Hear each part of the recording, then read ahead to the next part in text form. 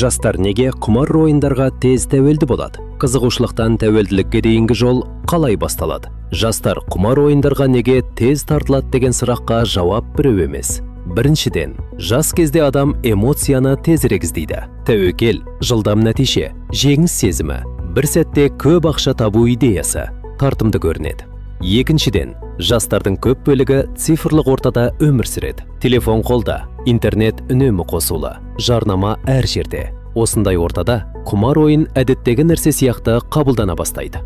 Үшіншіден, кей жастардың ішінде мен басқаша ойнаймын, мен өзімді ұстай аламын, мен тек байқап көремін деген артық сенім болады. Дәл осы сенім көп жағдайда ең алғашқы қақпанға айналады. Қазақстанда жастар мен балалар арасында құмар ойындар мен интернет тәуелділіктің алдын алу бойынша жеке әлеуметтік жобаның басталуы да осы мәселенің жастар арасында өзекті екенін көрсетеді. Жоба аясында жоғары тәуекел аймақтарын анықтау, сауалнамалар өткізу және профилактика шараларын күшейту жоспарланған. Көп жағдайда жол былай басталады. Мысалы, 19 жастағы Әлихан достарымен футбол көріп отырып, қызық үшін шағын ставка қояды. Ол мұны ойын емес, жай көңіл көтеру деп қабылдайды. Бір күні ұтады. Сол сәтте оның санасында қарапайым ой пайда болады.